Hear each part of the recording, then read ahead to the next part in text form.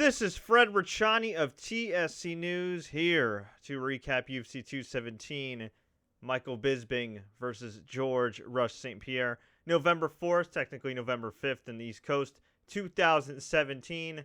We saw not one, not two, but three UFC title changes. That's the first time that's happened. Now, originally when this card was coming up, I really wasn't feeling it. I work in the New York area. I'm based in Jersey. I'm in between both states all the time. And I just wasn't feeling the buzz. I wasn't feeling the rush. No pun intended. But Saturday night came. I knew I was going to watch the fight anyway. But just the closer I got, the more the hours ticked away, the more I got excited. I got a little nervous too, but I was excited. I was excited because at least 2 out of the 3 title fights seemed to be exciting on paper, seemed to be great fights, and maybe, just maybe, if GSP has a good performance, win or lose, it'd just be a bonus. Well, this pay-per-view blew away my expectations. We had George Rush St-Pierre, for the first time in 4 years, come in and not only beat Michael Bisping, but finish him. When's the last time GSP finished the fight? Finished him! And choked him out via rear naked choke to win the UFC middleweight title. Afterwards, Joe Rogan interviewed him and said, hey, what's your goal? He said, hey, I wanted this challenge. I'm not a natural middleweight. Robert Whittaker, his smile probably turned into a frown almost immediately after hearing that. And he hinted that he may go back to welterweight.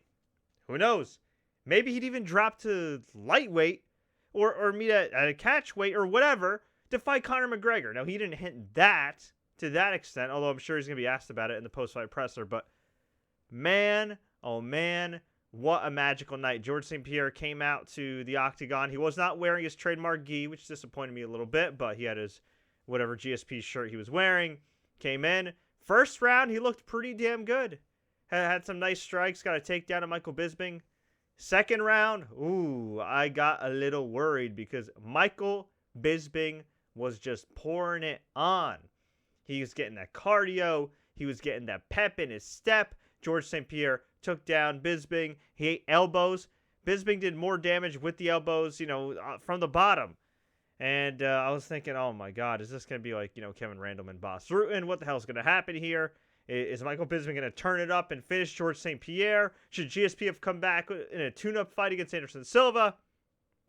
I was all worried. I was a little nervous. I am a GSP fan. I'm somebody that respects the hell out of the guy. One of the first UFC events I ever covered live was UFC 128. Arguably the peak of Canadian MMA. GSP versus Jake Shields. That was an amazing spectacle. And the last thing you want to see, whether you like the guy or not, is a legend of the sport get his ass kicked. Especially being away for so long and somebody that's done so much for the sport. But thankfully, that did not happen. You see, George St-Pierre chose to engage with Michael Bisping, and he ended up tagging him with the big left, beating him down with some strikes on the ground. For whatever reason, the ref didn't think he should stop it. I didn't think Michael Bisping was defending himself at all. I mean, yeah, he was trying some up kicks, but for the most part, his face wasn't covered. He was just eating shots. And George said, you know what? I'm glad you showed up to the fight, but I'm not impressed by your performance. Locked in that rear naked choke. Michael Bisping went out. And George St-Pierre, despite being a bit tired, despite being outsized, despite being bloodied, is our new UFC middleweight champion. Once again, he displayed ultimate class after the fight. Thanked the fans. Thanked Michael Bisping. Said he's a great fighter. They put each other over. Michael Bisping said that GSP is the better man. Michael Bisping said, you know what, I did talk about retirement, but I still got a little bit left in me. So we'll see what happens in the future. Personally, I think George St-Pierre ends up vacating the middleweight championship and either fighting maybe Tyron Woodley, or they finally do the dream fight of Anderson Silva and GSP, depending on what happens with Anderson Silva and Kelvin Gastelum, which I just think is a terrible fight for Anderson. But that's another story for another day. It was absolutely insane. And GSP did look a bit slower. He was thicker. I don't know if he cut to 170 in his next fight, if he'd be any more faster. Because at the end of the day, he does still have to cut weight. Maybe he doesn't have to cut weight as much as some other guys. yeah, I would imagine a high-level athlete like GSP, who's one of the greatest of all time, maybe the greatest of all time, could probably cut weight a lot smarter than, say, Johnny Hendricks, who was an unfortunate victim tonight. But we'll see what happens. So far, though, so good. He did take some damage. You know, he was in a bit of trouble, but he overcame the adversity, and he's our new middleweight champion, which is just freaking awesome. By the way, folks, if you're enjoying this recap, please feel free to click the like button, share this with all your friends, subscribe to this channel, and don't forget to enable notifications for more videos. We had our second title fight of the night. Well, technically it was the second up to that point. TJ Dillashaw defeated Cody Garbrandt via knockout to win the UFC Bantamweight Championship again. This was an awesome fight. While it lasted, there was definitely animosity between the two. Long story short, TJ used to train at Team Alpha Male. He ended up leaving Team Alpha Male. Cody Garbrandt and his neck tattoo took it personal because he's still training under Team Alpha Male and Uriah Faber. And these two were on a collision course for some fireworks. It was excellent while it lasted. Let me pull up my notes right here. It was crazy because the first round was pretty even, right? I mean, they hit each other with some decent combos, but you know, I wouldn't say there were any major strikes, right? Like, nobody really got rocked until the end of the first round when Cody just wobbled him. Just wobbled him with a big right. And TJ was just walking to his corner, stumbling. I'm thinking, oh, man, this man-child is done. But no. TJ came back. He ended up hitting him with a big right hook and then finished him off. That was unexpected. But what was it really? You know, I see some people calling this an upset. TJ Dillashaw is a guy that was the first to beat Renan Barão. He's a guy that has beaten a lot of people in his path. He finished Renan Barão before. He had a very close, great fight with Dominic Cruz. Someone would make the argument that, hey, he should still be champion. TJ said, hey, I should still be the champ. Maybe he should be, but I mean, this guy's got an impressive resume, man. I mean, a Sun Sal, Lineker, you know, down to the wire with Dominic Cruz, you know, Joe Soto, Renan Barão twice. I mean, this dude has done his thing. He's 15-3 for a reason. So, yeah, I wasn't surprised TJ won, but I was surprised in the fashion that he won. But you've seen Cody before. You know, he's a tough guy. He's typically known to have a great chin and everything. But when you have that kind of style that's a little reckless, a little balls to the wall, you're going to get caught. And, you know, TJ was definitely the better fighter tonight. After he knocked out Cody Garbrandt, he got in his face. Cody didn't know where the hell he was at. They embraced afterwards. They showed respect, but I think Cody was still kind of a little all over the place. It was kind of funny that Daniel Cormier was, you know, saying, hey, man, you know, Cody should give TJ his moment and everything when, you know, Daniel left the octagon after he was knocked out by John Jones. And I don't even blame Daniel for that because I'm pretty sure Daniel suffered a pretty bad concussion or some type of concussion after getting, you know, knocked out like that by John Jones. So I don't want to hate on Cody too much for his antics in the cage. I think it's just one of those things where maybe his body language was misinterpreted. And again, the dude just got knocked out. So cut him some slack. I mean, he's not going to be all there. So hopefully a speedy recovery for him. But another awesome fight while it lasted. Man, I love GSP, but this next fight might have been the highlight not only of UFC 217, but of the MMA year. This was just incredible. Rose Namajunas TKO'd Joanna Jedrzejczyk. Round number 1, 3 minutes, 3 seconds. This was awesome. First of all, God bless Rose. I've always felt like she's one of the more likable, humble people in MMA. I did not like the fact that Joanna Jedrzejczyk brought up Rose's real-life mental issues on a conference call last week. That wasn't cool. You want to talk trash? Cool. You want to try to get under your opponent's skin? Cool. But, you know, it's 2017. Maybe you shouldn't be making fun of somebody's depression and anxiety and all that jazz. I mean, I don't know. I guess there's a bit of a disconnect there for Joanna. And, yeah, I felt like she took things a little too personal. And she would keep getting in Rose's face at press conferences and everything. And then right before the fight, she gets super close to her face. Rose pushes her away. And, well, Joanna suffered the consequences here. It's just, she was trying to cause a ruckus, trying to get in her head. But, nope.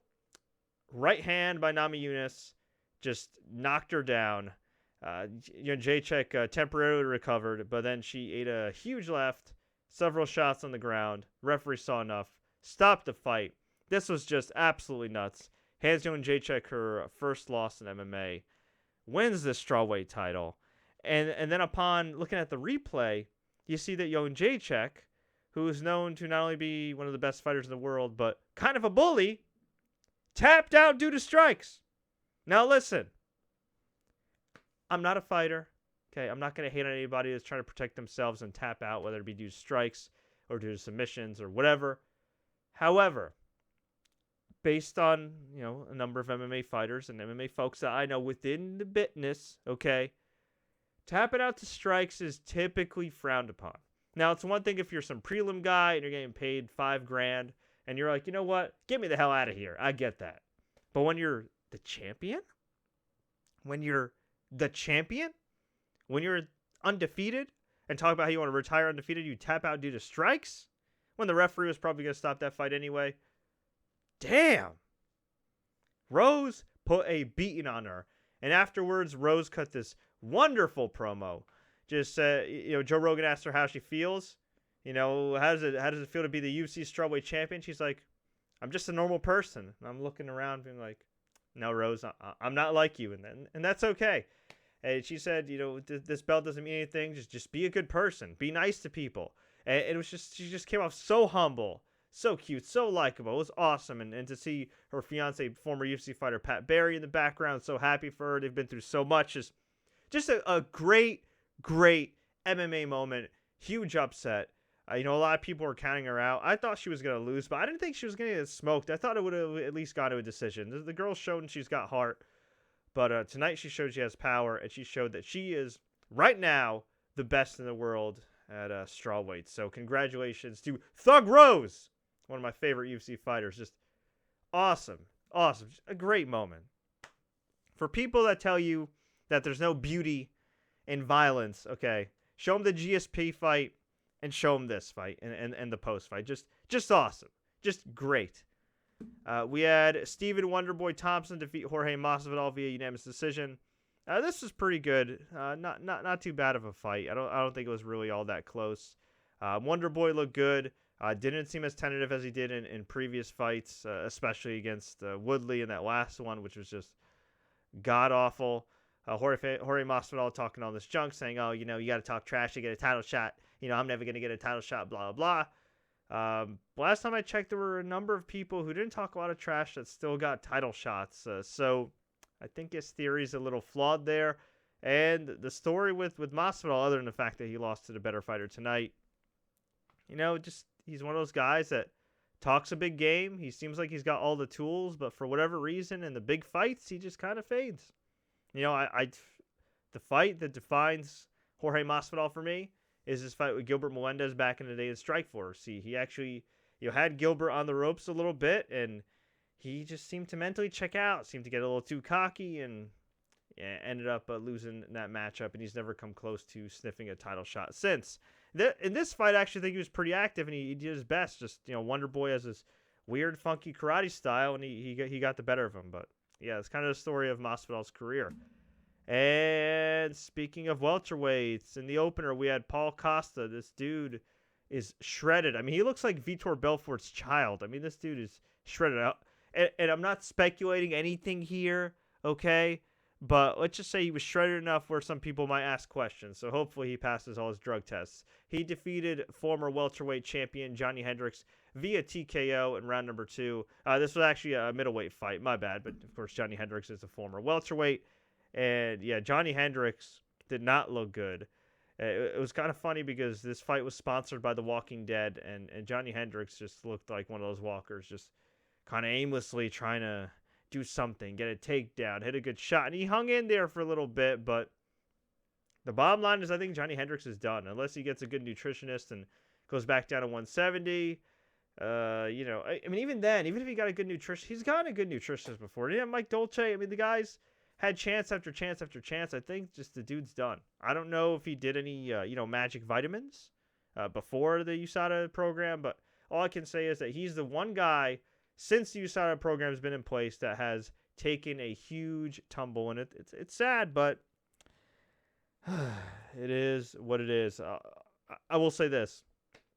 The story of him winning the welterweight championship, opening up a steakhouse, and eating so much steak that he ate his way out of a championship, that story never gets old. The prelims, we had James Vick defeat Joseph Duffy via TKO in round number 2. Mark Godbeer defeated Walt Harris via DQ. This was awkward as hell because Walt Harris was doing all right. And a lot of people are actually tweeting me about this and DMing me about this, thinking if Mark Godbeer was selling this. Well, let me tell you guys who didn't see the fight. Walt Harris was doing pretty well. Kicked Mark Godbeer low. Referee got in between them. And Harris grazed him with a head kick, but hit him hard enough where I think it really did kind of stun Godbeer. I got a lot of people in my DMs saying, nope. A lot of people are Snapchatting me saying, nope. Godbeer was selling it like pro wrestling. Regardless, it was a late hit, and Godbeer got the DQ win. So that was a mental fart on Walt Harris's part. We had Ovince St. Preux knock out Corey Anderson. Nice head kick out of nowhere by OSP in round number 3. Corey Anderson looked good before that, but man, he got caught, and afterwards OSP called out Ir Latifi. I can see that fight happening. That'd be a pretty good fight. Although he did get in Daniel Cormier's face a little bit, after he immediately knocked out Corey Anderson. But I guess he's probably smart enough to know he's likely not getting the next title shot. Randy Brown defeated Mickey Gall via unanimous decision. I missed the fight past prelims, but I know that Curtis Blaydes defeated Aleksei Oleinik via TKO in round number 2. And Ricardo Ramos defeated Aiemann Zahabi, I believe the brother of Firas Zahabi, via TKO, which must have been tough for Firas to see. But hey, that's the sport of MMA. So overall, man, a great night of fights. I mean, really, there's been nights I've watched MMA and I'm just like, it's not the same.